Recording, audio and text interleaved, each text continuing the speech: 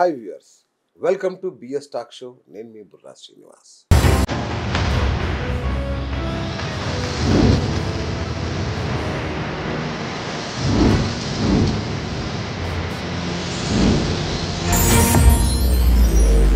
చాలా రోజులైంది ఒక గొప్ప వ్యక్తిని మీరు చూసి.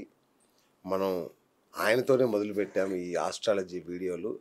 ఆయన కొద్ది అనారోగ్యం బారిన పడడం వల్ల చాలా రోజుల గ్యాప్ వచ్చింది. ఆయన ఎవరో మీకు ఈ పాటికి అర్థమై ఉంటుంది, ఎందుకంటే మీరు చాలామంది అడిగారు నన్ను ఏరి ఆయన అని. ఆయన వచ్చారు, మన రాపర్తి ప్రసాద్ శర్మ గారు.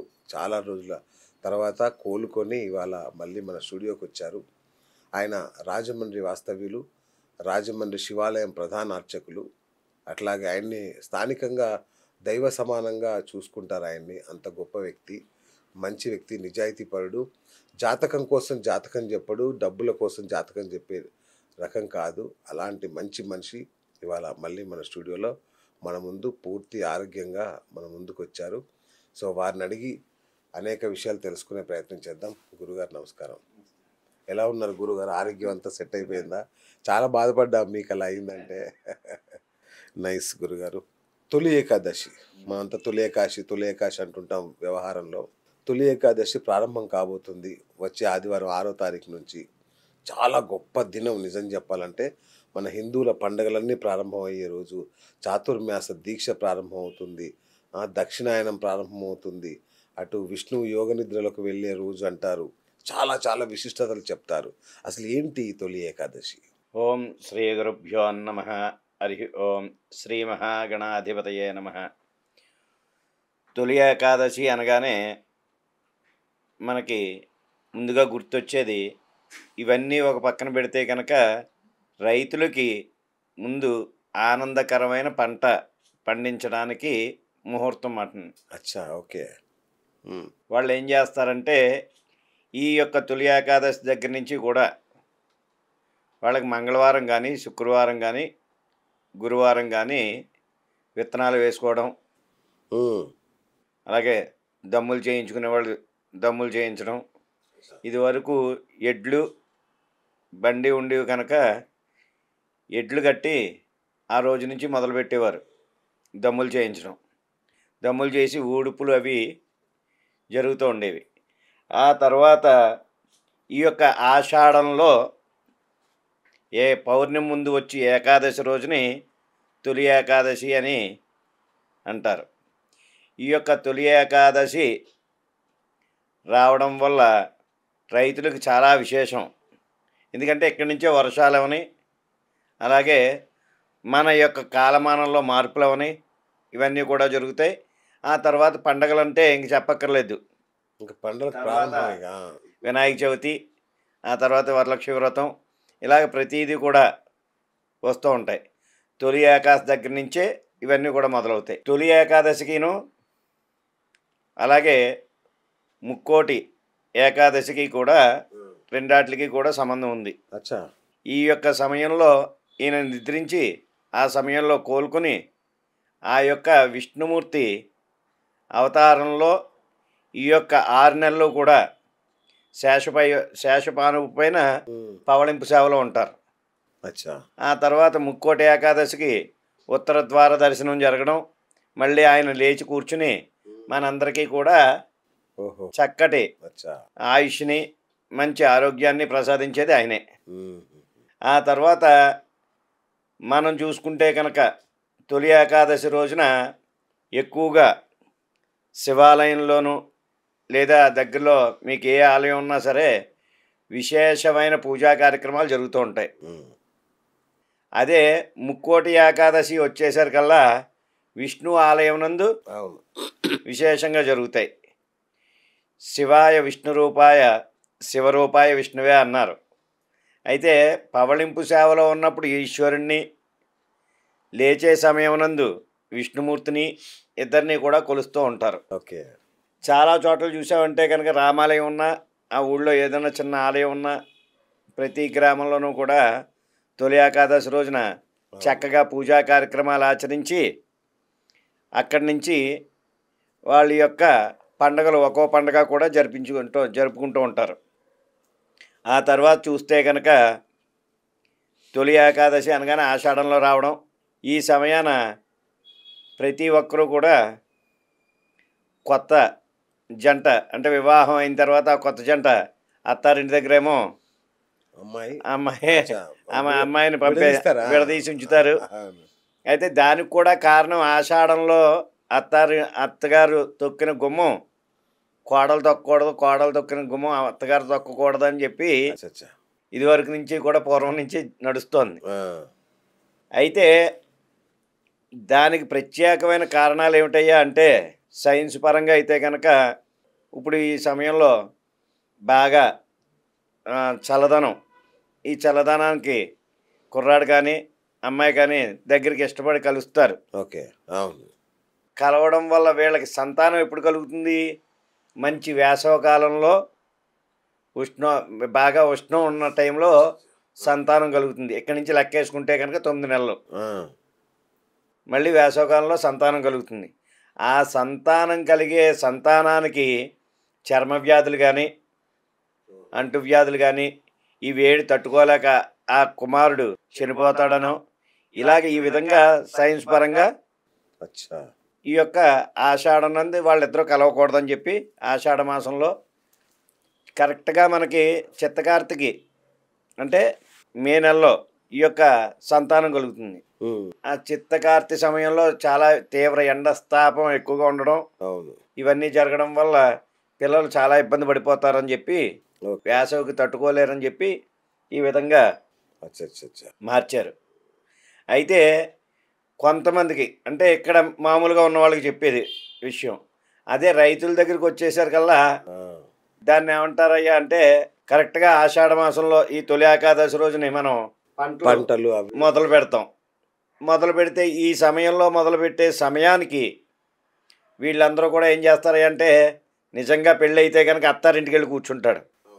ఇక్కడ కొడుకు ఇక్కడ విత్తనాలు వేయడం మానేసి అక్కడ విత్తనాలు వేయడం మొదలెడుతూ ఉంటాడని ఆ, ఆ. అని వద్దయ్యా బాబు, ఆషాఢ మాసంలో నువ్వు నీ ఇంట్లోనే ఉండాలి, అమ్మాయి ఇంట్లోనే ఉండాలని చెప్పి కరెక్ట్. ఆ విధంగా ఆ సామెత తీసుకొచ్చారు. ఓకే. తీసుకొచ్చిన తర్వాత అప్పటి నుంచి కూడా ఇప్పటి వరకు కూడా ప్రతి చోట కూడా కొత్తగా నూతన వధూవరులు ఎవరైతే ఉన్నారో ఆ. ఈ అమ్మాయి ఇంటి దగ్గర నుంచి అబ్బాయి ఇంటికి సారి పంపుతారు. ఓకే. ఈ సమయంలో చాలా చోట్ల జరుగుతాయి. ఏమిటయ్యా అంటే కజ్జికాయలు, స్వీటు లేదా పేలాలతో తయారు చేసినవి. కజ్జికాయలు బాగా ఎక్కువగా పంపుతారు అచ్చచ్చా. పేలాలతో. ఇదివరకు అయితే కనుక పేల పుండ్లు అనేసి అవును. లేదా పేల పిండితో తయారు చేసిన వస్తువులు కానీ లేదా కొబ్బరి నౌజు కానీ ఇలాగ పంపేవారు. ఈ యొక్క ఆషాఢ మాసంలో ఇవి వాళ్ళకి ఎందుకు పంపుతారంటే వాళ్ళ చుట్టాలందరికీ పంచుకుంటారు. అది తినడం వల్ల మనకి సైన్స్ ప్రకారం అయితే కనుక అనారోగ్య సమస్యలు బాగా ఎక్కువగా వస్తాయి. అంటే మొన్నటి దాకా కూడా ఎండలో ఉండి అవును. ఒకేసారి మనం వర్షంలోకి చల్లదనానికి వచ్చేసరికల్లా నరాల మీద, ఎముకల మీద, అలాగే శరీరం మీద ఓకే. బాగా ఎక్కువగా తేమ పెరగడం ఇవన్నీ కూడా జరిగి కొంచెం ఇబ్బంది పడుతూ ఉంటారు. అంటు రోగాలు అనేవి బాగా ప్రబలం అవుతూ ఉంటాయి. దానివల్ల వాళ్ళు పేలాలతో తయారు చేసింది, పేలపిండితో తయారు చేసింది, అలాగే కజ్జికాయలతో తయారు చేసింది. కజ్జికాయలు అనేసరికల్లా మీకు దాంట్లో కొబ్బరి నూజు పెడతారు. అవును. అలాగే కొబ్బరి నూజు ఉండలు ఇవి పంపుతూ ఉంటారన్నమాట. ఓకే. పంపి మీ వాళ్ళందరికీ పంచిపెట్టండి అని. ఆ. ఇదివరకు అయితే మన ఇంట్లో తయారు చేసి ఏదో డబ్బాలో వేసి అటు ఇటు తిరుగుతూ ఎవరో ఒకరు తినేవారు. ఇప్పుడు తినే అంత తీరిక కూడా లేదు, అంత ఫాస్ట్ ఫుడ్లు అయిపోయాయి కనుక అంతే కదా. ఆ విధంగా పంచిపెట్టేవారు. వాళ్ళకి పంచిపెట్టడం వల్ల వాళ్ళ సేవించడం వల్ల ఆరోగ్యానికి ఏ హానికరం లేకుండా జీవిస్తూ ఉండేవారు. ఇప్పుడంటే చూస్తే కనుక ప్రతి ఒక్కరికి కూడా ఈ వెధవ తిళ్ళు, మందులు వేసేసిన తిళ్ళన్నీ తినేయడం వల్ల అవును. ఆరోగ్య పరిస్థితులు ఏ సమయంలో ఎవరు ఎలా ఉంటున్నారో కూడా తెలియట్లేదు. అవును. అది అయితే కనుక తొలి ఏకాదశి రోజున ఏకాహాలు చేస్తూ ఉంటారు. సప్తాహాలు, ఏకాహాలు, భజన కార్యక్రమాలు కూడా చేస్తూ ఉంటారు చాలా గుళ్ళల్లో. అవునా. ఓకే. విశేషంగా చేస్తారన్నమాట. ఈ యొక్క భజన చేయడం వల్ల ఆ యొక్క దగ్గరలో ఉన్న గ్రామాలు ఎవరైతే ఆ యొక్క సమయంలో ఆ నామ సంకీర్తన వింటారో వాళ్ళందరికీ కూడా విశేషమైన ఆయుష్ పెరుగుతుంది. మనం అనుకుంటాం శివ శివ శివ శివ అని ఒక 10 సార్లు అనేసరికల్లా మన ఒంట్లోనే వేడి పుడుతుంది మీకు ధ్యానం చేసే సమయంలో కూడాను. అవును. అలాగే ఈ భజన చేసే సమయంలో ఎవరైతే ఆలకిస్తారో అలాగే భజన చేసేవాళ్ళు కావని ఒంట్లో వేడి పుడుతుంది మటన్ని. అందుకు తొలి ఏకాదశి రోజున కంపల్సరీ ప్రతి దేవాలయాల్లోనూ కూడా భజన కార్యక్రమాలు, ఏకాహం భజన కార్యక్రమాలు జరుగుతూ ఉంటాయి, సప్తాహాలు జరుగుతూ ఉంటాయి. ఇలా చేస్తూ ఉంటారు. అయితే ఎక్కువగా మనం ఇప్పుడు సిటీలో అనేసరికల్లా ఆ రోజున వెళ్తున్నాం, దండం పెట్టుకుంటున్నాం, వచ్చేస్తున్నాం. పల్లెటూరులోకి వచ్చేసరికల్లా ఆ రోజంతా కూడా విశేషంగా ఏకాదశి రోజున, తొలి ఏకాదశి రోజున ప్రతి ఒక్కరూ కూడా ఆలయంలో దర్శనం చేసుకుని ఎక్కువగా స్వామిని అక్కడే ఉండి ఆ యొక్క ఏకాహాలు కానీ సప్తాహాలు కానీ ఏమైనా జరుగుతూ ఉంటే వాటికి సహాయ సహకారాలు అందిస్తూ చేస్తూ ఉంటారు. అలాగా తొలి ఏకాదశి రోజున మనం ప్రతి ఒక్కరూ కూడా చేయవలసిన పని ఏమిటయ్యా అంటే, మనం వెళ్ళి దేవాలయంలో మీకు దగ్గరలో ఏ దేవాలయం ఉంటే ఆ దేవాలయంలో సందర్శించి ఆ స్వామిని మనస్ఫూర్తిగా మనం అనుకున్న కోరికలన్నీ కూడా నెరవేరేటట్లుగా చూడమని, మనం ఆ స్వామిని తొలి ఏకాదశి రోజు నుంచి మనం పూజా కార్యక్రమాలు మొదలు పెడతాం కనుక విశేషంగా ఆ పూజలన్నీ కూడా అందుకుని మాకు ఇక్కడి నుంచి మాకు మంచి మార్గాన్ని ప్రసాదించవయ్యా అని చెప్పి కోరడాన్నే తొలి ఏకాదశి అంటారు. గురుగారు, ఇదే సమయంలో దక్షిణాయనం మొదలవుతుంది అంటారు. అంటే ఏంటి గురుగారు? ఇది జ్యోతిషపరంగా కూడా చాలా విశేషంగా చెప్తారు. ఉత్తరాయణం దక్షిణాయనం అని 2 ఉన్నాయి. మనకు 6 నెలలు అటు 6 నెలలు ఇటును. ఓకే. ఈ యొక్క సమయాన దక్షిణాయనంలో కానీ ఉత్తరాయణంలో కానీ మనం చేసే పూజా కార్యక్రమాలు కానీ విశేషమైన పనులు కానీ చాలా మంచివి. ఈ జాతకరీత్యా కూడా వాళ్ళకి ఈ 6 నెలల నుంచి ఈ 6 నెలల దాకా చాలా బాగుంటుంది, ఈ 6 నెలల నుంచి ఈ 6 నెలల దాకా ఎలా ఉంటుంది అని చెప్పడానికి కూడా సూచన. ఉత్తరాయణంలో ఒకలా ఉంటే దక్షిణాయనంలో ఒకలా ఉంటుంది, దక్షిణాయనంలో ఒకలా ఉంటే ఉత్తరాయణంలో ఒకలా ఉంటుంది. ఓకే. వీళ్ళకి జాతకరీత్యా కూడా ఏదైనా దోషాలు ఉంటే కనుక ఈ సమయంతో అది కాలమానం మారుతుంది. ఈ సమయంతో మీకు మనకి ఎక్కడో రాకేందుకు మేషరాశికే రేపు వచ్చే నెల నుంచి కూడా ఈ తొలి ఏకాదశి దాటాక చాలా బాగుంటుంది. అనుకున్న కార్యక్రమాలన్నీ కూడా జరుగుతూ ఉంటాయి. అలాగా ఒక్కో రాశికి ఒక్కోలాగా. అలాగే ఈ గ్రహస్థితులు తిరగడం కూడా ఈ ఉత్తరాయణం దక్షిణాయనాన్ని బట్టే తిరుగుతూ ఉంటాయి. ఇప్పుడు నిద్రావస్థ అంటే మనకి సూర్యుడు చంద్రుడు ఎలాగో భగవంతుడికి ఉత్తరాయణం దక్షిణాయనం ఒక రోజు. ఉత్తరాయణం దక్షిణాయనం కూడా ఒకే ఒక రోజు. ఆ సమయం మనకేమనుకుంటాం, ఇన్నాళ్ళు 6 నెలలు అంటే మనం 3 నెలలు పడుకోవడమే, 3 నెలలే మనం మెలకుగా ఉండడం 6 నెలల్లోనూ. అలాగా మనకి ఎంత సమయం అయితే పట్టిందో అదే సమయం వాళ్ళకి ఒక రోజు, ఒక గడియ సమయం. ఈ సమయంలో ఒక్కసారిగా సూర్యచంద్రులు కానీ అలాగే తిరిగే పరిణామం, సూర్యుడు కానీ చంద్రుడు కానీ తిరిగే పరిణామం ఇక్కడి నుంచి మారుతూ ఉంటాయి. ప్రయాణం ఆ పరిణామం కూడా టైంలు కూడా మనకి ఈ సమయంలో చూసుకునేసరికల్లా, చలికాలంలో చూసుకునేసరికల్లా 4-5 వేసేసరికల్లా చీకటి పడిపోతూ ఉంటుంది ఈ వర్షాకాలం. కానీ అదే విధంగా మళ్ళీ ఎండాకాలం వచ్చేసరికల్లా మనకి ఏడైనా సరే ఇంకా అలాగ వెళ్తుంటూనే ఉంటుంది. ఈ తిరిగే గ్రహస్థితి కూడా, గ్రహాలు కూడా ఆ విధంగా అనుకూలంగా ఏ సమయంలో ఏ విధంగా నడవాలి ఆ సమయంలో అదే విధంగా నడుస్తూ ఉంటున్నాయి. ప్రతిదీ కూడా ఉత్తరాయణం దక్షిణాయనం అనేది దానికోసమే. ప్రతిదీ కూడా గ్రహస్థితిని బట్టే ఇవన్నీ కూడా మారుతూ ఉంటాయి. ద్వాదశ రాశులకు ఫలితాలు ఎలా ఉంటాయి అన్న బ్రీఫ్గా చెప్పుకోగలమా గురుగారు? ద్వాదశ రాశుల వారికి కూడా ఈ సంవత్సరంలో అయితే కనుక మేషరాశి వారికి చాలా బాగుంది. ఓకే.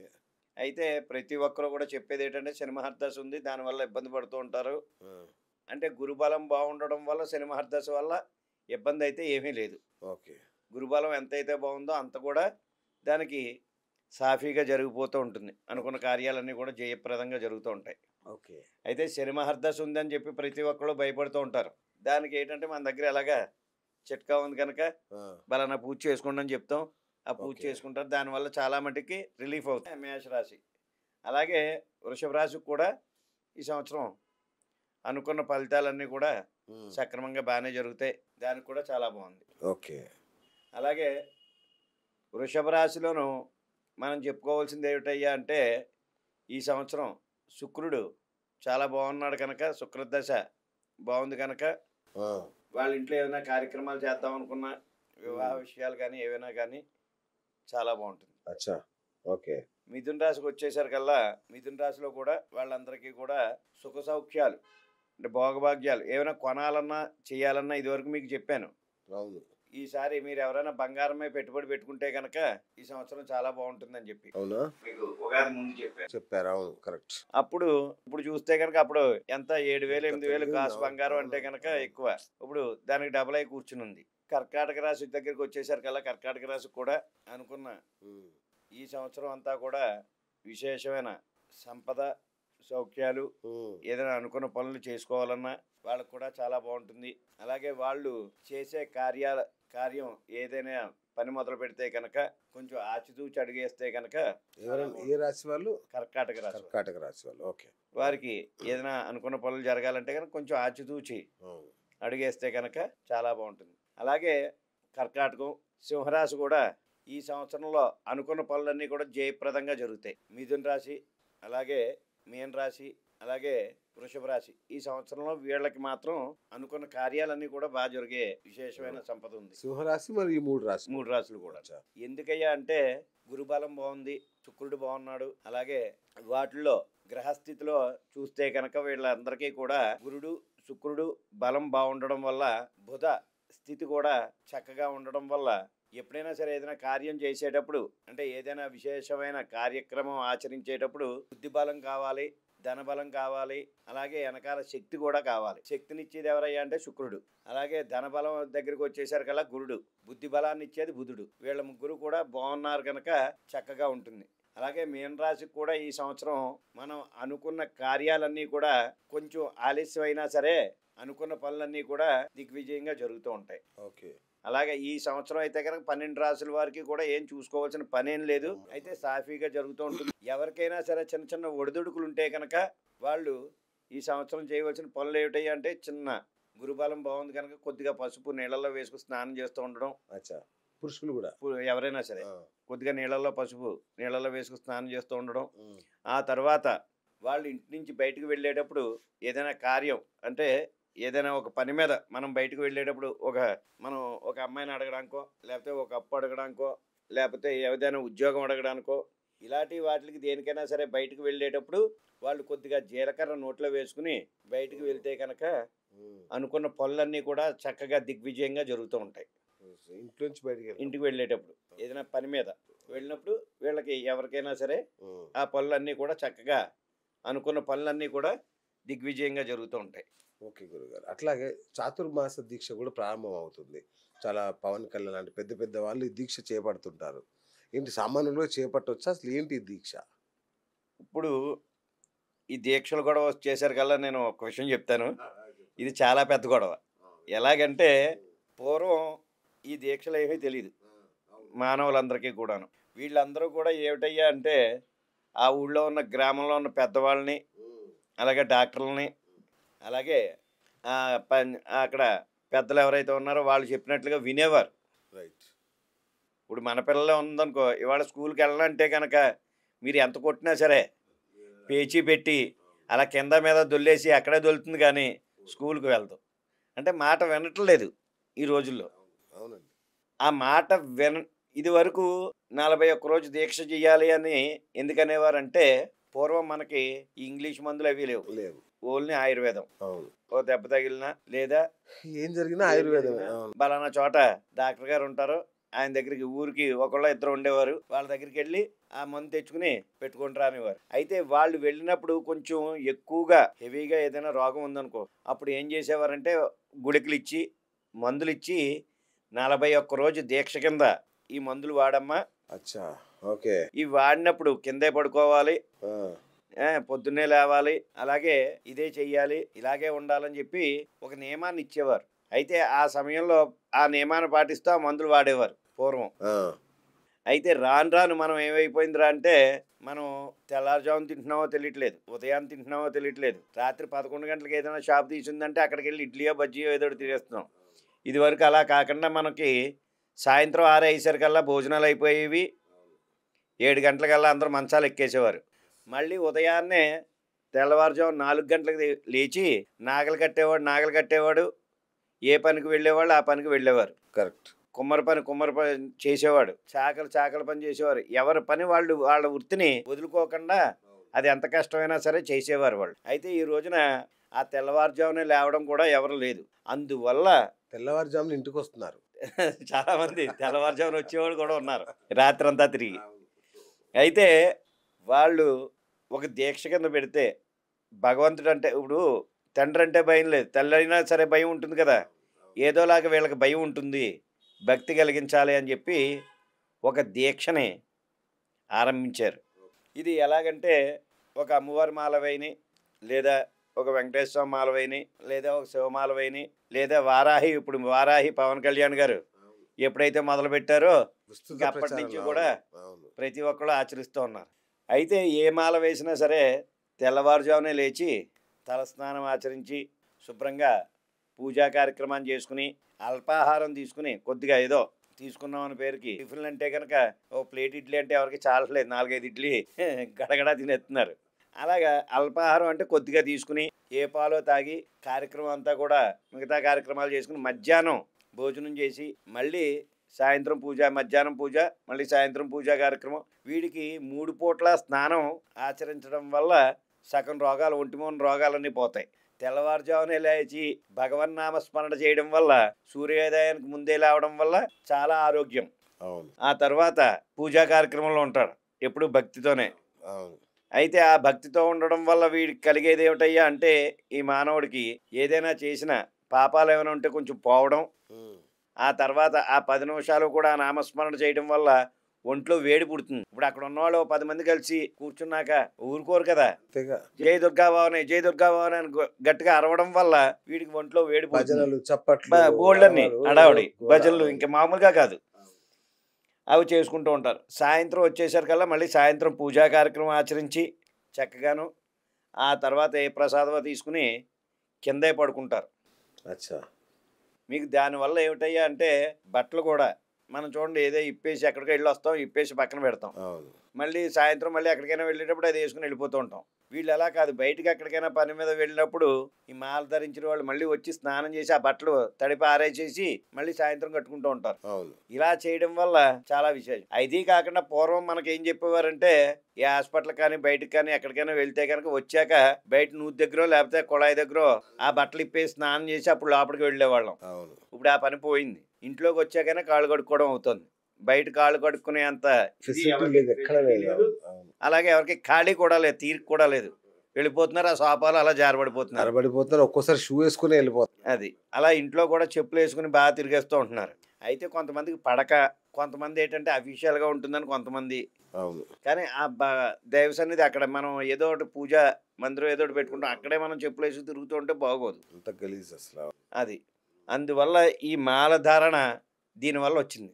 అచ్చా, ఇంత స్టోరీ ఉందా దీని వెనకాల? అయితే మనం ఏం చేస్తున్నాం అయ్యా అంటే ఈ మాలధారను కూడా కొంచెం అఫీషియల్ చేసేసావు ఈ మధ్యన.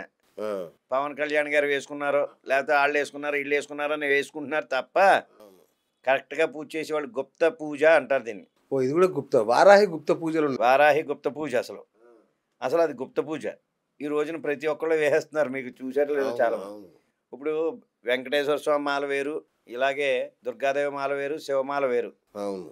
శివుడికి దీపం పెట్టకపోయినా పర్లేదు, ఓ చెమ్ముడు నీళ్ళు పోసేసి దండం పెట్టుకుని స్వామి అని ఆ విభూతి రాసి బొట్టు పెట్టుకుని వచ్చేయచ్చు. ఓ.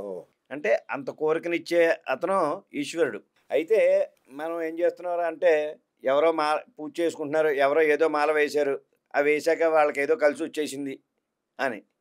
కానీ ఇది గుప్త పూజ. ఇది ఎక్కడికి వచ్చేసరికల్లాను మనం వారాహి పూజ అనేది గుప్తంగా చేసి దానికి ఎవరికి కూడా మనం పూజ చేసింది కూడా తెలియకూడదు. కరెక్ట్. అవును. అయితే దాన్ని ఏం చేస్తున్నారయ్యా అంటే, ఇప్పుడు బజార్లో మనం వినాయక చవితి చేసినట్టు అయిపోతుంది దాని పని కూడా. అవునండి. అవును.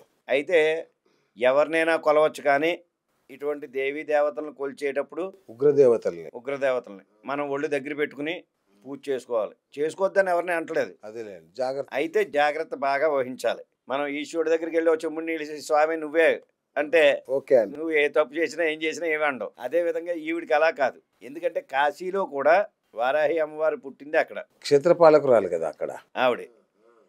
అక్కడ కూడా మనం ఎదురుగుండా చూడనవరు, ఎందుకంటే ఆ ఉగ్రహ రూపాన్ని మనం తట్టుకోలేము అని చెప్పి. ఎవరైనా ఆ తెల్లవారుజామున వెళ్ళి 7 గంటలకు తీస్తారు అది తలుపు, తీసినప్పుడు వెళ్ళి దర్శనం చేసుకుని పైనుంచి దర్శనం చేసుకుని వచ్చేయడమే తప్ప లోపలికి వెళ్ళి గుళ్ళోకి వెళ్ళి దర్శనం చేసుకునే అంత ఇది ఎవరికీ లేదు. ఇంకోటి తలుపు కన్నంలోంచి చూడాలంట కదా చిన్నగా. పైన 2 రంధ్రాలు ఉంటాయండి. ఒకటి ముఖం కనబడేది, ఇంకోటి కాళ్ళు కనబడేదా, పాదాలు కనబడేది. ఓకే. అక్కడ హారతి ఇస్తూ ఉంటారు. ఓకే. హారతి చూసి దండం పెట్టుకుని వచ్చేయడమే. మనం ఏం చేస్తున్నాం అంటే అంత గుప్తంగా ఉంటుంది ఆ పూజ. అటువంటి పూజను మనం ఈ రోజున బజార్లో పెట్టేస్తున్నాం. అది చేసేవాళ్ళు ఎవరైనా సరే, నేను అన్నాను కాదు, విశేషమైన పూజలు చేయాలంటే కనుక ఈశ్వరుడు కాదు, వెంకటేశ్వర స్వామి కాదు, వీళ్ళందరికీ కూడా ఆగ్రహం తక్కువ, అనుగ్రహం ఎక్కువ. మనం ఒక చెమ్ముడు నీళ్లు పోసి ఆ ఈశ్వరుని తలుచుకుంటే కనుక వరాలు ఇస్తూ ఉంటాడు. అలాంటిది మనం అటువంటి సేవలు అలాంటి పూజలు చేయడం ఒక విశేషం అయితే కనుక, ఇలాంటి వారాహిదేవులు కానీ అలాగే కొన్ని శక్తులు ఉన్నాయి. ఈ శక్తులు ఏవైనా సరే పూజలు చేసేటప్పుడు మనం ఎక్కడో దాకేందుకు కాళికాదేవిని మనం ఉదయాన్నే లేచి ఆ ఫోటోని చూసి దర్శనం చేసుకుని మనం బయటికి వెళ్తే కనుక ఎక్కడైనా సరే చిన్నది సూది గుచ్చుకునైనా సరే రక్తం కొద్దిగా కారుతుంది. అవునా?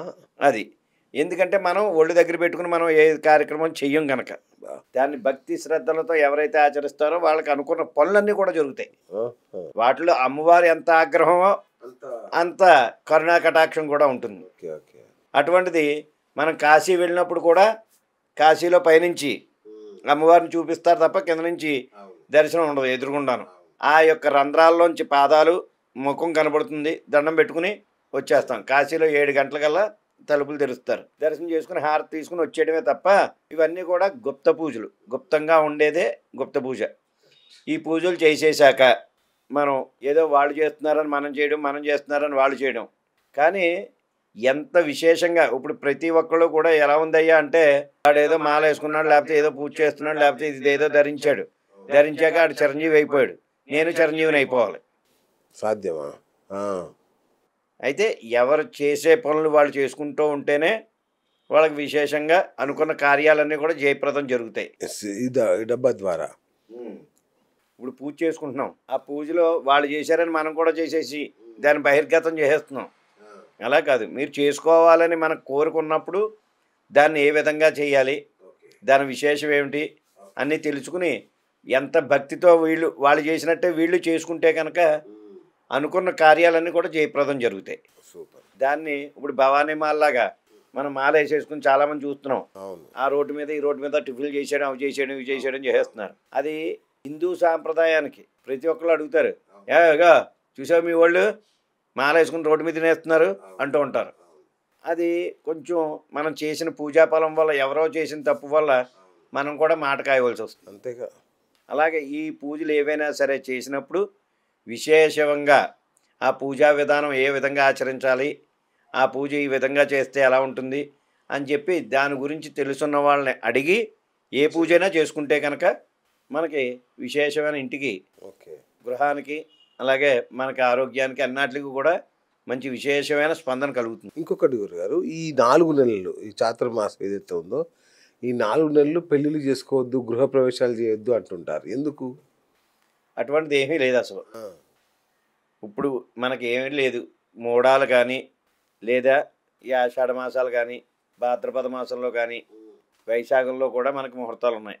భాద్రపద మాసంలో లేవు. శూన్యమాసం అయినా సరే, మూడ వచ్చినా సరే, వీటికే తప్ప గృహప్రవేశాలకి వాటికి కూడా ఎటువంటి ఆటంకాలు, వివాహాలకి ఎటువంటి ఆటంకాలు లేవు. అవునా? అయితే ఇది ఏం చేస్తున్నారయ్యా అంటే, రేపు వచ్చే 6 నెలలు ముహూర్తాలు లేవట కదండి అని వీడి కంగారు పడిపోయి కట్టి ఇంట్లోంచి దిగిపోతున్నాడు. అవును, చాలామంది చాలా చోట్ల చూసాం. గృహప్రవేశం అనేసరికల్లా ఆ కర్రలు కూడా తీయట్లేదు. అవును, అది గృహప్రవేశం చేసినట్టు లెక్క కాదు. అవునా? గృహము అనేసరికల్లా ఇల్లు కట్టుకుని దాంట్లో మళ్ళీ వేరే ఏ పని చేసేటట్లుగా ఉండకూడదు అన్నమాట. వీళ్ళు ఏం చేస్తున్నారంటే, ఇల్లు గృహప్రవేశం అయిపోయాక వీళ్ళు బయటికి వెళ్ళిపోతాడు. అవును, నీకు గృహప్రవేశానికి ఒక గుమ్మడికాయ కానీ, ఆ గడప దగ్గర కొబ్బరికాయ కానీ ఇవన్నీ కొట్టించి దాటిస్తారు. అవును. ఎందుకు దాటిస్తారయ్యా అంటే, గృహప్రవేశానికి లోపల ఏ శక్తులు ఉన్నా సరే, అమ్మ ఈ యొక్క హారాన్ని తీసుకుని మీరు బయటకు వెళ్ళిపోండి, మేము గృహంలోకి మేము ప్రవేశం చేస్తున్నాం. ఓకే. ఆవును కూడా అందుకే తీసుకు, ఆవును కూడా లక్ష్మీదేవి ముందు వెళ్ళాలి కనుక, ఏ దుష్ట శక్తులు ఉన్నా సరే బయటికి పారదోలుతాయి కనుక అందుకని ఆవును తీసుకెళ్తారు. అయితే గృహప్రవేశం చేసేది అది. మనం ఏం చేస్తున్నామయ్యా అంటే, ఈ రోజున ముహూర్తాలు లేవండి, వచ్చే నెల లేవట, ఈ నెలలో పెట్టేసుకుంటున్నాం, ఆ ఇంటికి గుమ్మాలు ఉండట్లేదు, ఏమి ఉండట్లేదు, గృహప్రవేశం చేసేస్తున్నారు, పాలు పొంగించేసుకుంటామని తర్వాత చూద్దామని అంటున్నారు. అయితే అలా చేయడం వల్ల ఏమిటయ్యా అంటే దుష్టశక్తులు ఇంకెక్కడికి పోవు. ఓకే. ఇప్పుడు నేనున్నాను, ఎక్కడెక్కడో తిరుగుతాను, వస్తాను, ఆ తాపి పని చేస్తాను, లేకపోతే మళ్ళీ ఇంకోళ్ళు ఉన్నారు, వస్తారు, ఆ వడ్రంగి పని చేస్తారు. వాళ్ళు ఎక్కడెక్కడో తిరిగి ఆ కాళ్ళతోనే వచ్చి అందరూ కూడా వచ్చి దర్శనం అక్కడ చూస్తూ ఉంటారు. ఇల్లు ఎలా కడుతున్నారు అని చూడడానికి కొంతమంది వస్తూ ఉంటారు. ఇలా రావడం వల్ల వాళ్ళ పాదాల నుంచి వచ్చే దుష్టగ్రహాలు కానీ లేదా ఎక్కడైనా ఏర్పడిన, ఇప్పుడు మనం అనుకుంటాం పాతిళ్ళు ఏదైనా ఉందనుకోండి, ఒక 4 నెలలు 5 నెలలు వదిలేసేసరికల్లా దాన్ని ఏమంటారు, ఆ ఇంట్లో ఏదో ఉందండి, ఆ ఇంట్లోకి ఎవరు వెళ్ళినా సరే సరిగ్గా ఉండట్లేదు, ప్రేతం ఉందండి, లేకపోతే భూతం ఉందండి, అది ఉందండి అని ఎలా అంటున్నారు. మనం కొత్తది నిర్మించేటప్పుడు కూడా అలాగే దుష్టశక్తులు అక్కడికి ఆవహిస్తూ ఉంటాయి. దాన్ని పోగొట్టి ఆ యొక్క గుమ్మడికాయ కొట్టి దానికి హారం, బలిహారం అంటారు దాన్ని, ఇచ్చేసి కొబ్బరికాయ కొట్టి ఆవుతో పాటు మనం గృహప్రవేశం చేస్తాం. చేసిన తర్వాత మనం ఆ ఇల్లుని వదిలేసి మళ్ళీ 6 నెలల తర్వాత మళ్ళీ వస్తే దాంట్లో మళ్ళీ దుష్టశక్తులు, మనం లేకపోయేసరికల్లా దుష్టశక్తులు మళ్ళీ ప్రవేశిస్తూ ఉంటాయి. అందువల్ల ఏదైనా సరే గృహప్రవేశం కానీ ఏదైనా చేద్దాం అనుకుంటే మనం ముందుగా అంతా కూడా పూర్తయిన తర్వాత చేసుకుంటే కనుక చాలా బాగుంటుంది, చాలా విశేషం అలా చేసుకోవడం వల్ల. ఆ తర్వాత నెక్స్ట్ ఇంకోటి ఏమిటంటే వివాహ విషయం వచ్చేసరికల్లా చాలామంది చెప్తూ ఉంటారు. ఈ వివాహ విషయంలో చూస్తే కనుక ఇది వరకు 1 సంవత్సరం పాటు మనం మాట్లాడుకున్న తర్వాత 1 సంవత్సరం పాటు ఉండేది వాళ్ళకి వీళ్ళకి మధ్యలో గ్యాప్. ఈ రోజున వివాహం చేసుకోవాలంటే కనుక 2-3 నెలలు సరిపోతుంది. ఎందుకయ్యా అంటే ఈ 2-3 నెలల్లోనూ సంబంధం ఇవాళ మాట్లాడుకుని ఓ 10-15 రోజుల్లో చేసుకోకపోతే కనుక ఎవరో ఒకళ్ళు వచ్చి మీ అమ్మాయి అటువంటిదండి అని వీళ్ళు, మీ అబ్బాయి అటువంటి వాడని వాడు, ఎవరో ఒకళ్ళు మనకు తెలియజేస్తూ ఉంటున్నారు. ఆ తెలియజేయడం వల్ల ఉన్న సంసారాలు కూడా కూలిపోతున్నాయి. పెళ్ళిళ్ళు అవ్వకుండానే చెడగొట్టేవాళ్ళు బోల్డంతమంది ఉన్నారు. అందువల్ల అయితే మంచిని గ్రహించేది తక్కువైపోయింది ఇప్పుడు ప్రజలు. అంతే కదా సార్, ఎవరు ఏం చెప్తే వినడమే. చెడు ఏముందా అని చూసుకుని దాన్ని బట్టే పరిగెడుతున్నారు. అయితే మనం ఎక్కడైనా సరే వివాహం చేసే సమయంలో ఒక 3 నెలలు గ్యాప్ తీసుకుని ఈ రోజుల్లో వివాహం చేస్తే కనుక చాలా చక్కగా వివాహం అయిపోతుంది. లేదా మనం ఏదైనా ఆలస్యం చేసామా లేనిపోని మాటలన్నీ కూడా వస్తూ ఉంటాయి. అందువల్ల వివాహ విషయంలో కూడా ఈ నెలలో చేయొచ్చు, ఈ నెలలో చేయకూడదని ఏం లేదు. కానీ జ్యేష్ఠ మాసంలో ఒకటే, ఆషాఢంలో కూడా చేయొద్దంటారుగా.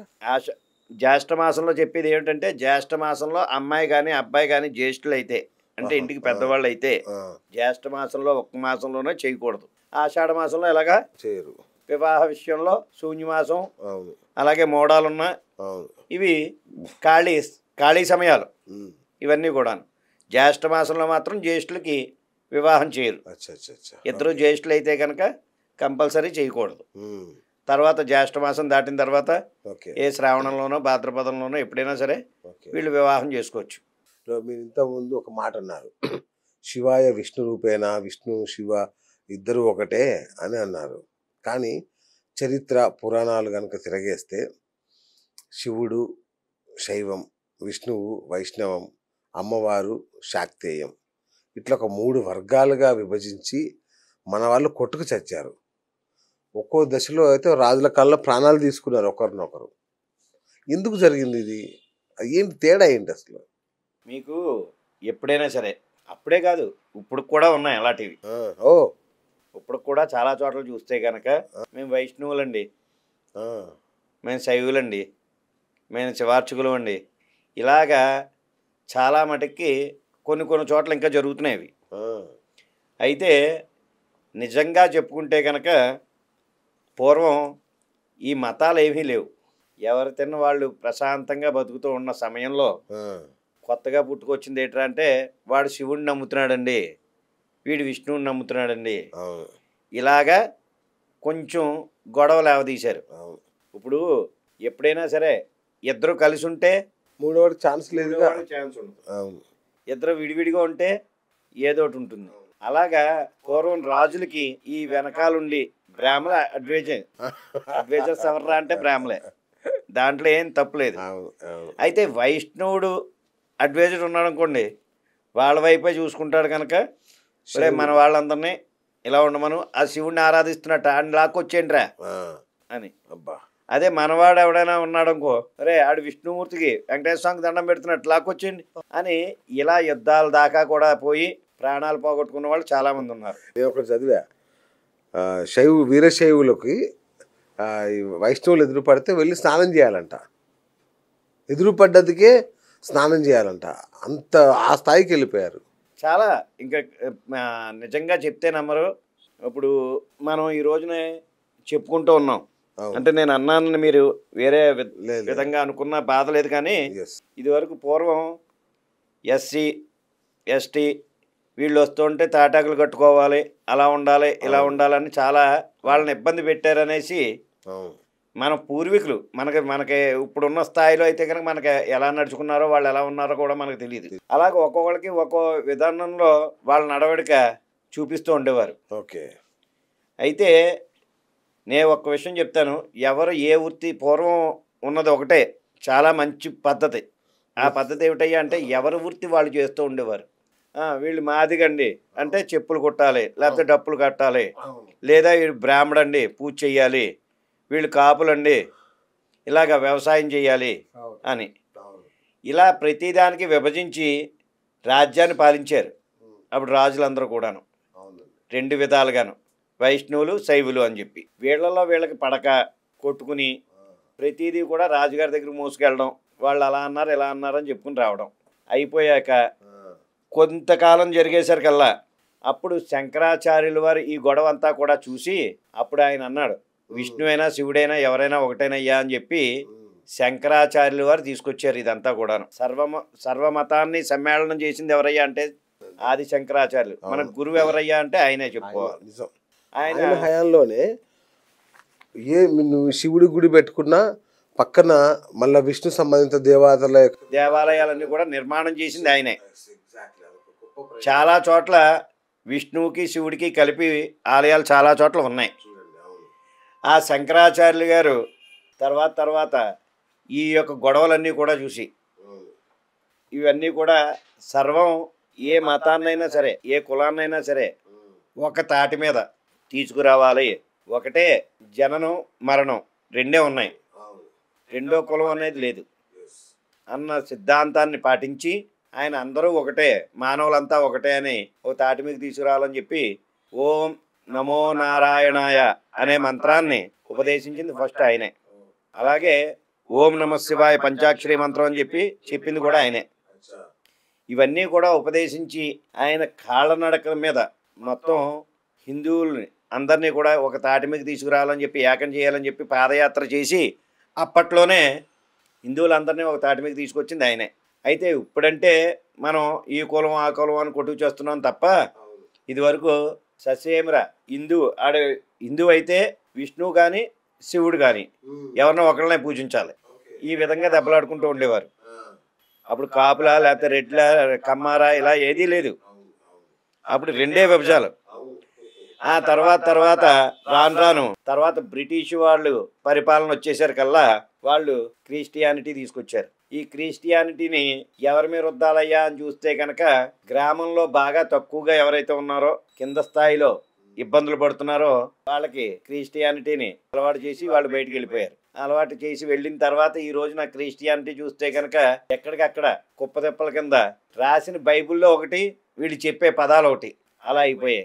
ఏదైనా సరే అంటే మన హిందూ సాంప్రదాయం అవని, జైన్ సాంప్రదాయం అవని, లేదా మన క్రిస్టియానిటీ అవని, ముస్లిమ్స్ అవని, ఏదైనా సరే చెప్పేది ఏంటయ్యా అంటే మానవుడి యొక్క నడవడికను బట్టి మసులుకోండి అని చెప్పి వివరించారు. ఇప్పుడు ఏం చేస్తున్నారంటే మానవుడి యొక్క నడవడిక అంటే ఒక మానవుడికి కష్టం వచ్చిందంటే ఇంకో మానవుడు కాపాడడానికి చూడమంటున్నారు. అవును, అది ప్రతి దాంట్లో హిందూ సాంప్రదాయంలో ఉన్న దేంట్లో ఉన్నాయి. ఎవరికైనా సరే కష్టం కలిగితే కనుక మానవత్వాన్ని పక్కన పెట్టేశారు, మంట కలిపేశారు ఎప్పుడో. అయితే ఈ రోజున వాడిని అన్నగారిని కొట్టుకుంటే తమ్ముడికి సుఖం, తమ్ముడిని కొట్టుకుంటే అన్నగారికి సుఖం అన్నట్లుగా కొట్టుకుని చేస్తున్నారు ఈ రోజున. అది కాదు గురుగారు, ఇంకా ఆందోళన కలిగించేది ఏంటంటే భార్యాభర్తలు ముఖ్యంగా స్త్రీలు ఎగబడి మొగుళ్ళని చంపేస్తున్నారు, కుట్రలు చేసి కుతంత్రాలు చేసి సినిమాలకు కూడా అందరంత ఎత్తులు పై ఎత్తులు వేసి భర్తను చంపేస్తున్నారు. ఇంత రౌద్రం ఎక్కడదండి వీళ్ళకి? మీకు ఒక్క విషయం చెప్తాను దాంట్లోను. ఉండే కొలది ముందు ఆదిశక్తి ఎవర్రా అంటే అమ్మాయే. ఆదిశక్తిని ఆపేవాడు ఎవరు కూడా లేరు. ఓకే. పూర్వం నుంచి కూడా ఆడవాళ్ళకి ఓ పెద్దపీట వేశారు. మన హిందూ సాంప్రదాయంలో అవని ప్రతి దాంట్లోనూ కూడా ఓ పెద్దపీట అమర్చారు వాళ్ళకి. అయితే వాళ్ళు ఏమిటయ్యా అంటే ఉండి కొలిది ప్రతిదీ కూడా ఇదివరకు గృహిణి అనగానే ఒక ఇంటి దగ్గరే ఉండి ఆ ఇంట్లో పనులు చూసుకుంటూ పిల్లలు చక్కబెట్టుకుంటూ ఉండేది ఆవిడే. ఆ తర్వాత అలా అలా రాను రాను వాళ్ళు కూడా స్వయంగా ఉద్యోగాలు, సంపద, సంపాదన ఇవన్నీ కలుగుతున్నాయి. కలిగిన తర్వాత ఆడవాళ్ళు ఎంతో మగవాళ్ళు అంతే, మగవాళ్ళు ఎంతో ఆడవాళ్ళు అంతే అన్నట్లుగా సాగుతుంది. సాగేది మనం ఏం చేస్తున్నామయ్యా అంటే ఒక సినిమాయే తీసుకోండి. ఒక హీరో విలను, అక్కడ ప్రేమ కథా చిత్రం, ఏదోటి ప్రేమ చూపించడం, వాడిని వీడు చంపుకోవడం, వీడిని వాడు చంపుకోవడం. కానీ సినిమాల్లోనూ కానీ సీరియల్లో కానీ దేంట్లో అయినా సరే మంచినే ఎక్కువ మంచిని చూపిస్తూ ఉంటారు. చూపించేటప్పుడు చెడు కూడా ఉంటుంది దాంట్లో. ఇప్పుడు ఒక విలన్ ఏదో హీరోయిన్ ఏదో అన్నారని చెప్పి విలన్ వచ్చి కొడతాడు, లేకపోతే విలన్ ఏదో అన్నాడని హీరో కొడతాడు. ఇలాగా కొట్టుకోవడం అనేది ప్రతి దాంట్లోనూ చూపించే దాంట్లో మంచిని రామాయణమే ఉంది. రామాయణంలో మంచి వెతుక్కున్నా దొరుకుతుంది, చెడు వెతుకున్నా దొరుకుతుంది. అయ్యో సీతాదేవిని ఎత్తుకెళ్ళిపోయి నేను పక్కింటి దాన్ని ఎత్తుకుపోతే తప్ప అంటే అది తప్పే.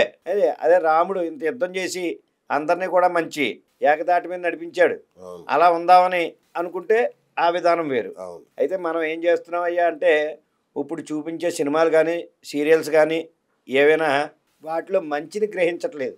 అవును, ఎంతసేపు చెడే అట్రాక్ట్ చేస్తుంది, చెడునే గ్రహిస్తున్నాం.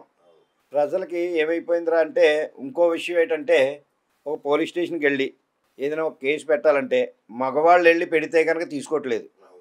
కరెక్ట్. ఎంత పెద్ద సమస్య అండి ఇది. అవును, చాలా సమస్య ఇది. ఆడవాళ్ళు వెళ్ళి మా ఆయన కొడుతున్నాడండి అనేసరికల్లా ఇమీడియట్గా తీసుకొచ్చి లోపడేస్తున్నారు. ఇక్కడ వీళ్ళకి ఏమైందిరా అంటే ఆడవాళ్ళకి ఎప్పుడైతే ఇలాగా జరుగుతుందో వీళ్ళు కూడా డిపార్ట్మెంట్ కూడా అయ్యో ఆడవాళ్ళ వైపు మాట్లాడకపోతే వస్తుందని చెప్పి వాళ్ళు కూడా ఏం చేస్తున్నారయ్యా అంటే అటువైపే వాళ్ళు ఏది చెప్పే అదే నమ్మి వీళ్ళ మీద కేసు పెడుతూ ఉన్నారు. అయితే ఇటు అటు కూడా ఆలోచించి ఇప్పుడు మహిళల కోసమేనే కదా బోల్డెన్ చట్టాలు ఎన్ని చట్టాలు అసలు. బాబా, వాళ్ళని డైరెక్ట్గా చూస్తే కూడా కేసు పెట్టొచ్చు అంట వాళ్ళు. అలాగే చట్టాలు తీసుకొచ్చారు. అలాగే ఈ రోజున అప్పుడు ఆడవాళ్ళ కోసం తీసుకొచ్చిన చట్టాలు మగవాళ్ళ కోసం తీసుకొస్తే కనుక చాలా మంచిది. ఏంటంటే ఇది వరకు బలానా అమ్మాయిని లేపుకెళ్ళిపోయాడు రా అనేవారు. ఈ రోజుని బలానా అమ్మాయి లేపుకెళ్ళిపోయిందిరా మా అబ్బాయిని అన్న స్థాయికి దిగజారిపోయింది. అయితే ఈ యొక్క గ్రహస్థితి రావడానికి కూడా కారణాలు ఏమిటయ్యా అంటే కలి ప్రభావం. అవునా? కలి ప్రభావంలో ఎలా ఉంటుందయ్యా అంటే మంచి కన్నా చెడు ఎక్కువగా ఉంటుంది. ఓకే. ఎక్కువగా చెడునే. ఎందుకు ఎక్కడో దాకా భక్త రామదాస్ సినిమా వేస్తున్నారు అనుకో ఆ థియేటర్ దగ్గర ఎవరు ఉండరు. అదే రౌడీ అల్లుడో లేకపోతే ఇంకో అల్లుడో ఏదో అల్లుడో అన్నారు అనుకో, ఘరానా మొగుడు అన్నా సరే అక్కడ కిటకిటలాడుతూ జనం ఉంటారు. అలాగే మీరు ఎక్కడైనా సరే శుభ్రమైన వంటలు వండి భోజనాలు పెడుతున్నారయ్యా అంటే కనుక వెళ్ళరు. అక్కడ ఏదైనా బిర్యానీ కానీ లేదా ఇంకా మిగతా ఏమైనా మటన్ చికెన్ పెడుతున్నారంటే కనుక ఎగబడి ఉంటారు. అలాగే ఈ రోజున రే శుభ్రంగా వాళ్ళు చూస్తారా, అక్కడ ఏదో నీకు పని ఇప్పిస్తారు, నువ్వు అక్కడ నుండి జాగ్రత్తగా చేసుకోవాలరా అంటే ఏ కుర్రాడో వెళ్ళరు. అవును. ఈ రోజున ఇంకోటి ఏంటయ్యా అంటే ప్రతి ఒక్కళ్ళు కూడా అంటే యూత్ బాగా అట్రాక్ట్ అయ్యేది ఏంటంటే ఈ రోజుకు రోజు కోటీశ్వరుడు అయిపోవాలి, తెల్లారేసరికల్లా మనం ఏదో అనుకున్న సాధించేయాలి ఈ విధానంలో ఉంది. ఇది వరకు మన తల్లిదండ్రులు కానీ మన పెద్దవాళ్ళు కానీ ఏదైనా సరే కష్టపడి రూపాయి కూడబెట్టి మనకు ఆస్తులు కూడబెట్టి ఇచ్చారు. ఈ రోజున ఇంత దారుణానికి ఇబ్బందులకి కారణం ఏంటంటే ఏకంగా ఫస్టే తల్లిదండ్రులే. దానికి ఉదాహరణ మొన్న ఎవరో ఓ దాంట్లో చూశాను. తల్లిని 16 ఏళ్ల అమ్మాయి పాప హైదరాబాద్లో తరగడా వేసి మొత్తానికి ఎలాగో చంపేయడానికి ప్రయత్నం చేసింది, చంపేసింది కూడా. అయితే ఆ యొక్క కుమారుడు అంటే ఆ కుర్రాడు ఎవరైతే కూడా వచ్చాడో ఆ తల్లి అంటోంది చంపేయడం బెస్టే, అలాంటి వాడిని లేపేయచ్చు అంటూ ఉంటే ఈ పిల్లలకి ఏమనిపిస్తుంది, మనం నేర్పే నడవడికను బట్టే మనం పిల్లలకి ఏం నేర్పుతామో అదే నేర్చుకుని నడుస్తారు. చంపడం కరెక్టే అని తల్లి అన్న తర్వాత ఇంకా వాడు ఆగుతాడా? వాడు ఇవాళ కాకపోతే రేపు వచ్చేస్తాడండి అంటున్నారు. మన పిల్లల్ని కూడా మన పెంపకంలో కూడా ఆ విధంగానే. కరెక్ట్. ఇంకోటి ఏమిటయ్యా అంటే ఇది వరకు ఆలు మొగలు కలిస్తే కనుక దానికి చాటు మాటు ఉండేది. అవును. ఈ రోజున ఈ సెల తీసుకుంటే ఏదేమిటా అన్నది అంతా బహిర్గతం అయిపోయింది. బహిర్గతం కాదండి, మొన్న హైదరాబాద్లో బిల్డింగ్ మీద టెంట్ వేసి టెంట్లో వీళ్ళు శృంగారం చేసుకుంటూ లైవ్ పెట్టారు. టికెట్లు కొనుక్కొని చూడాలి. ఇది శృంగారం ఒకటి, కొన్ని కొన్ని కార్యక్రమాలు ఉన్నాయి. ఇలాంటివి 10 మంది చూసేవి కాదు. అది రాను రాను ఏమైపోతుందంటే మనమే ఉన్నాం. ఎవరినైనా దిగంబరంగా రోడ్డు మీద చూసామనుకో ఏదైనా అనిపిస్తుందా? పక్కకు బుర్ర తిప్పుకుని వెళ్ళిపోతాం. అది ఎంత చాటుమాటుగా ఉంటే అంత మనకి మంచిది. మన కోరికలు కూడా, మన జీవితంలో మనకి కోరికలు కూడా అతిగా ఉండకూడదు. ఉండొచ్చు ఆశ అన్నది ఎక్కడ దాకాను పలానా టార్గెట్ మనం కొట్టాలి అని రీచ్ అయ్యే విధానంలో ఉండాలి. ఆ రీచ్ అయ్యేటప్పుడు ఎవరిని ఇబ్బంది పెడుతున్నాం అన్నది అది కూడా మనం ఆలోచించాలి. అది ఈ రోజుల్లో అది లేదు. అన్నగారు పోయినా పర్లేదు, ఆ అన్నగారు ఆస్తి మాత్రం మనకు వచ్చి కావాలి. కరెక్ట్. అలాగా చాలామందిని ఈ రోజు నేను చాలా చోట్ల చూశాను. ఈ కొత్త చట్టాలు వచ్చిన తర్వాత అమ్మాయికి కూడా సమాన వాటా అనేసి వచ్చిన తర్వాత అమ్మాయి కట్నం తీసుకుని వెళ్ళిపోయినా మళ్ళీ అన్నగారు అమ్ముకునేటప్పుడు వాటాకు వస్తున్నారు. అది నిజంగా ఎంత దరిద్రం అంటే వాళ్ళు పాపం తండ్రి ఎంతో కష్టపడి సంపాదించి తర్వాత వీళ్ళని ఇలా ఇబ్బంది పెట్టడం అనేది తప్పు. అదీ కాకుండా ఈ రోజున ఈ కలి ప్రభావం వల్ల ఇలా ఇబ్బందులు పడుతూనే ఉంటారు. అవునా? మంచి ఎప్పుడు కూడా తొక్కేస్తూ ఉంటుంది, చెడు ఎప్పుడు కూడా పైకి లేస్తూ ఉంటుంది. ఈ మహిళలు మొదటి మనకి ఇందిరాగాంధీ మహిళ కింద ఒక స్టెప్ ఎదురుకు వచ్చింది ఆవిడ. ఇంకా అంతకుముందు చాలా పెద్ద పెద్ద వాళ్ళు అందరూ కూడా ఉన్నారు. వాళ్ళు వృత్తిలో చూసారో లేదో ఇందిరాగాంధీని కానీ ఎవరినైనా వాళ్ళని వృత్తిలో ఎంత కరెక్ట్గా ఉంటారో ఇంటికి వెళ్ళాక ఇంటి యొక్క సమస్య కూడా అంతే కరెక్ట్గా తీసుకునేవారు బాధ్యతలు. ఇప్పుడు చాలామంది మహిళలు ఉన్నారు, ఆఫీసులో ఉద్యోగం చేసినా సరే ఇంటికి వచ్చాక పిల్లల్ని ఎలా చూసుకోవాలి, భర్తను ఎలా చూసుకోవాలనే వాళ్ళు చాలామంది ఉన్నారు. ఇప్పుడు కొంతమంది ఏం చేస్తున్నారంటే అబ్బాయి నేను సంపాదించాను, నా మొగుడితో పాటు నేను సమానంగా సంపాదిస్తున్నాను, వాడే ఎందుకు చేయాలి, నేను ఎందుకు చేయాలి అన్నది ఎప్పుడైతే మనకి ఈర్ష్యాద్వేషాలు మనసులో కలిగాయో అదే కలి ప్రభావం అంటారు. Okay okay. ఈర్ష్యాద్వేషాలు ఎప్పుడైతే కలిగాయో అప్పటి నుంచి కూడా భర్తను చంపేయాలి. ఈ సుఖాలు బాగా మరిగేశారు స్వామి. నీకు ఇంకో విషయం ఏంటంటే దీంట్లో నేను ఒక విషయం చెప్తాను, బాగా నాకు అనుభవంలో ఉన్నది. ఈ రోజున ఒక అబ్బాయి అమ్మాయి ప్రేమించుకున్నారంటే కనుక వాళ్ళు ప్రేమించుకునేటప్పుడు చట్టాపట్టాలు వేసుకుని, ఇది కరెక్ట్గా ప్రేమికులందరికీ జరిగేది. ఇది చెప్పండి వాళ్ళకి చట్టాపట్టాలు వేసుకుని అవును జాగ్రత్తగా ఆ సినిమాకి ఈ సినిమాకి అని వీడి ఆఫీస్కి అప్పుడు డొమ్మా కొట్టేసి అవును తిరుగుతూ ఉంటారు.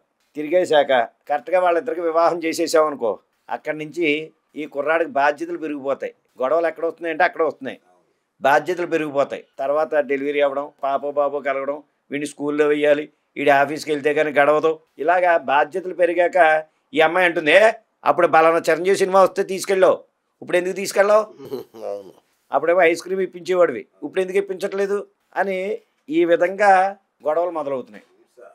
గొడవలు మొదలయ్యాక అక్కడి నుంచి ఊరుకుంటున్నాడా, ఎవడో పక్కోడు చూస్తాడు, ఈ అమ్మాయి బాగుంది కదా అని ఆడు మళ్ళీ ఏదో చేస్తే ఇది భర్తను చంపేయడం. ఏ విషయాన్ని వాళ్ళు ఏమనుకుంటున్నారంటే ఇదే సుఖం. దీనికి జ్యోతిషపరమైన కారణాలు ఏమన్నాయి గురుగారు? ఈ కలి ప్రభావంలో బాగా ఎక్కువగా గ్రహస్థితి అంటే నేను నిజంగా చెప్పాలంటే కనుక రాహు కానీ కేతు కానీ శుక్రుడు కానీ ఉంటే కనుక వివాహ విషయంలో ఇబ్బందులు కలుగుతాయి. అవునా? వివాహ విషయంలో అవని ఇలాంటి గొడవలు రావడానికి అవని. అది కాకుండా ఎక్కువగా ప్రేమ వ్యవహారాలు ఎక్కువ గొడవలు జరుగుతూ ఉంటాయి. మీరు చూస్తూ ఉండండి. ఎందుకని అడగరే, వీళ్ళకి వెనకాల సరైన అడ్వైజర్ లేక తల్లి కానీ తండ్రి కానీ ఒక చెప్పే సోదరుడు కానీ అలాగే ఫ్రెండ్స్ కానీ సరైన ఎందుకురా తీసుకొచ్చారా చేసేసుకో అంటారు. చెప్పేవాడు చాలా స్పీడ్గా చెప్తాడు, ఇప్పుడే నేనే ఉన్నాను ఎందుకు నువ్వు ఇల్లు కట్టే అంటాం. ఆ స్తోమత తట్టుకోగలవా లేదో అన్నది నేను చూడను. అలాగా ఎందుకంటే ఒక తల్లి తండ్రి ఎంతలాగా వీళ్ళని ప్రేమించి పెంచి పెద్ద చేసి చదివిస్తున్నారంటే పిల్లలు పుడతారు చూసారా, అప్పుడు తెలుస్తుంది. అప్పుడు వీళ్ళు బాగా చూస్తూ ఉంటారు. వీళ్ళేమో అమ్మ ఏ అమ్మ అంటూ గొడవ చేస్తూ ఉంటారు చూసారా, అమ్మడి అమ్మ మా నాన్న అప్పుడు చదవరా అంటే మేము చదవలేదు అది అనేసి వీళ్ళు బాధపడతారు. ఇంకంతా అయిపోయాక బాధపడిన ఒకటి బాధపడకపోయిన ఒకటి. అలాగా తల్లి తండ్రి ఈ రోజున నేను అన్నాను కాదు కానీ ఎంత ప్రేమగా పెంచుతున్నారంటే పిల్లల్ని అంత ప్రేమగా పెంచుతున్నారు. అల్లారు ముద్దుగా అసలు నిజంగా ఈ పిల్లలు ఇప్పుడు తెలుసుకోవాల్సింది ఏంటయ్యా అంటే ఇదివరకు మాకు చదువుకోవడానికి కూడా అంతలాగా ఏమి ఉండేవి కాదు. అవును. ఆ వీధి బడిలోకి వెళ్ళడం, ఆ బళ్ళల్లో చదువుకోవడం, పుస్తకాలు 2 పుస్తకాలు, ఓ సంచి, ఓ పలక, అంతే. అదైనా సరే ఈ సిమెంట్ సంచిలో ఉన్నాయి చూసారా, అవును. అలాంటి వాటిని కుట్టించి దాంట్లో పలక పెట్టి పంపేవారు. ఆ పలక వేసుకుని వెళ్ళిపోయేవాళ్ళం. అయితే ఈ రోజున లక్షలు పోసి ఉమ్. ఈ కుర్రాడు ఎక్కడైనా అలసిపోతాడమని మళ్ళీ ఇంటికి వచ్చాక మేము నీళ్ళు అవి తేవాలి, ఇంట్లో అన్ని ఆ పనులు చేయాలి, ఈ పనులు చేయాలి, ఇలా చేసేవాళ్ళం మేము. ఈ రోజున ఏ పని చెప్పట్లేదు ఆడు. ఆడికి ఒక గది ఇచ్చి ఆ గదిలో కూర్చుని చదువుకోరా అంటే ఆ గదిలో వీడు చల్లట్టుకుని ఏ అంటే ఆన్లైన్ క్లాసెస్ అంటున్నాడు వీడు. ఏ క్లాస్ చూస్తున్నాడో తెలియదు వీడికి.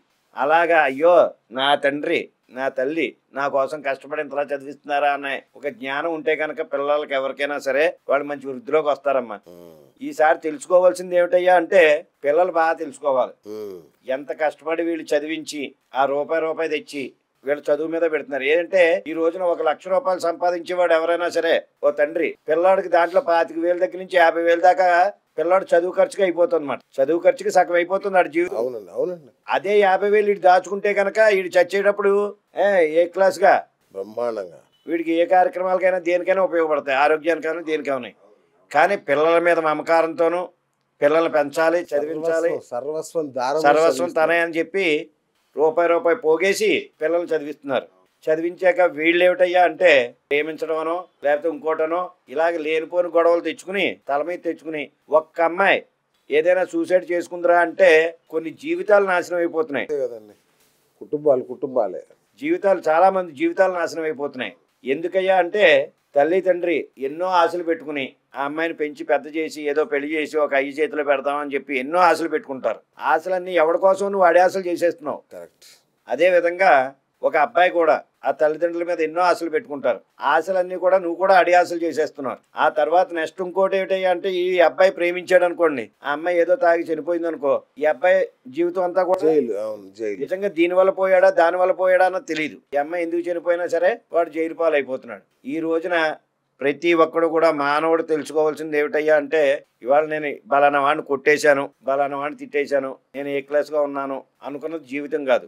తల్లి తండ్రి ఆ తర్వాత మనకి మంచి నమ్మకమైన విధానం ఇవన్నీ కూడా ఉంటే ప్రతి ఒక్కళ్ళు కూడా ముందుకెళ్తారు. దైవం మీద లేదండి ప్రతి ఒక్కళ్ళకిను, తల్లి మీద లేదు, తండ్రి మీద లేదు. ఏ అంటే మాట్లాడే విధానం ఈ రోజున ఈ సీరియల్లో కానీ ఈ సెల్లు చూడటంలో కానీ లేదా బయట వ్యక్తులు మంచి తెలుసుకోవట్లేదు. ప్రతి దాంట్లోనూ కూడా మంచి చెడు అనేవి 2 ఉంటాయి. మంచిని గ్రహించడం మానేసి చెడుని ఎక్కువగా ఆకర్షిస్తూ ఉన్నారు.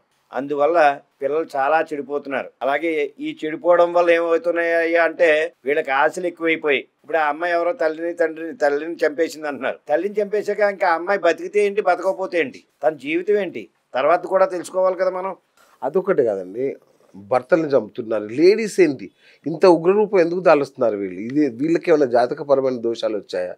శుక్రుడు వివాహకారకుడు, వివాహ విషయాల్లో గొడవలో తెప్పిస్తాడు. శుక్రుడు ఉండడం వల్ల, రాహు ఉండడం వల్ల, శని ఉండడం వల్ల వీళ్ళ ముగ్గురు కూడా చేసేది ఏంటంటే సంసార విషయంలో ఏదోటి గొడవలు వస్తూనే ఉంటాయి. ఆ వచ్చేటప్పుడే వీళ్ళు చూపించుకుని ఏవో చిన్న గొడవలు జరుగుతున్నాయి, ఏమన్నా మా ఇంట్లో ఎలా గొడవలు జరుగుతున్నాయి ఏంటన్నా దగ్గర ఉన్న బ్రాహ్మణులతోనో ఎవరో ఒకరితో చూపించుకుని దానికి సమస్యకి పరిష్కారం చూసుకుంటే బాగుంటుంది.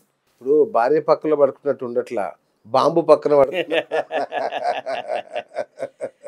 మా ఎక్కడో దాకేందుకు మా అబ్బాయి అన్నాడు ఎదరెదర ఫ్యూచర్లో పెళ్లి చేసుకోవడం కూడా కష్టమేమో. ఇంకేం ఉండవండి పెళ్ళిళ్ళు, అయిపోయాయి.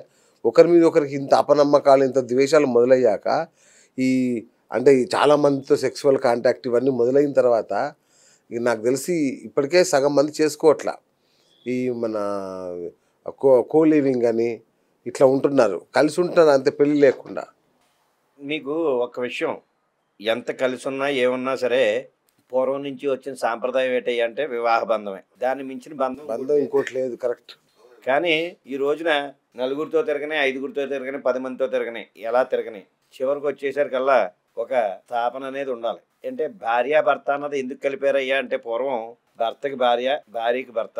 ఎందుకంటే ఇప్పుడు చాలా బాగుంటుంది. ఏ అంటే నేను హాయిగా ఉంటున్నాను, నాకు ఎవరో అక్కర్లేదు, నా స్వతహాగా నేను కారు వేసుకొచ్చేస్తున్నాను, నేను వెళ్తున్నాను, నేను తిరుగుతున్నాను అంటే మనకి ఒంట్లో ఓపిక ఉంది. ఓపిక లేని సమయంలో భార్యకి భర్త, భర్తకి భార్య తోడుంటారని చెప్పి ఈ విధంగా వివాహ బంధం అనేది ఒకటి ముడేశారు. జంతువులకి లేదు, వాటికి ఏమిటయ్యా అంటే ఆలోచించే శక్తి లేదు, మాట్లాడే విధానం లేదు, ఇవన్నీ లేవు కనుక అవి జంతువులు అన్నాం. వాటిలాగే మనం ప్రవర్తిస్తానంటే కనుక ఇప్పుడు జరిగే విషయాలన్నీ కూడా ఆ విధంగానే జరుగుతున్నాయి. ఇప్పుడు ఆలోచన శక్తి తగ్గింది మానవులందరికీ కూడాను. ఆ నిమిషంలో మా అమ్మ ఇలా అందా, మా అమ్మని కొట్టేయాలి. మా నాన్న ఇలా అన్నాడా, మా నాన్న కొట్టేయాలి. లేకపోతే ఆడిలా అన్నాడా, స్నేహితుడు వాడిని కొట్టేయాలి. ఇవాళ పేపర్లో గురుగారు, ఇవాళ పేపర్లో వచ్చింది, ఆస్తి పంచలేదని తండ్రిని ఒకటి చంపాడు, బెట్టింగ్ యాప్స్ ఆడొద్దు అన్నందుకు ఇంకొకరిని తండ్రిని చంపేశాడు, పిల్లగా డాడీ నీకు సర్ప్రైజ్ అని కళ్ళు మూసి గొంతులో పొడిచి చంపేశాడంట. ఏంటండి ఈ ధోరణులు? ఇది ఉండి కొలిది ఏమవుతుందంటే మంచి ప్రవర్తన అంటే తల్లిదండ్రుల్లోనూ ఉంది, నేను అన్నాను కాదు. బాగా ఫ్రీగా వదిలేసి అది ఎస్ నాన్న నీ ఇష్టం, నీకు ఇగో బండి, నీకేం కావాలి చెప్పు అని చెప్పి ఫ్రీగా వదిలేయడం ఒక తప్పు. ఇంకోటి ఏమిటయ్యా అంటే మన అబ్బాయి ఎక్కడైనా బండి మీద కనబడ్డాడు, మీకే కనబడ్డాడు, మా అబ్బాయి రైమంటూ 4-5 కటింగ్లు ఇస్తున్నాడు. కటింగ్లు ఇస్తున్నప్పుడు మీరు వచ్చి ఏమండో మీ అబ్బాయి నన్న పలానా సెంటర్లో 3-4 కటింగ్లు ఇస్తున్నాడని, బండి అలా తోలుతున్నాడు ఎలా తోలుతున్నాడు అని మీరు ఏదైనా చెప్పినప్పుడు నేనేమనాలి? రాని నా కొడుకుని తాట తీస్తా అనాలి. అదేం చేస్తున్నాం మనం?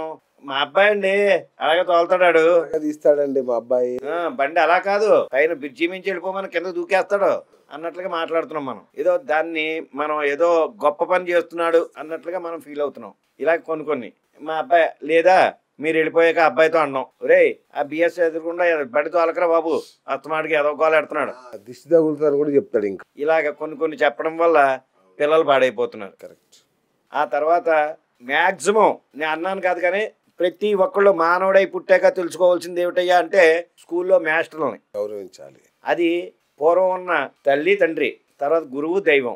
గురువు తర్వాతే దైవం. చూడండి గురువుని ఏమైందిరా అంటే ఈ రోజున ఒక స్కూల్లో కానీ ఎక్కడైనా సరే మాకు మోచెప్పులు ఇరిగిపోయేవి, చేతులను అంతలా చెత్త కొట్టేవారు చదువు కోసం. ఈ రోజున ఎవడైనా సరే మాస్టర్ని అదిగో మాట అన్నాడురా అంటే వెంటనే తల్లి తండ్రి వెళ్ళిపోయి ముందు కంప్లైంట్ పెట్టేయడం, వాడిని వీధికి లాగేయడం. అది చాలా పెద్ద తప్పు. ఇదివరకు మాస్టర్ కొట్టారని చెప్పి మనం ఇంటికి వచ్చి చెప్తే మళ్ళీ మాస్టర్కి చెప్పి ఇంకో 4 తగిలించండి బాబాయ్ అనేవారు.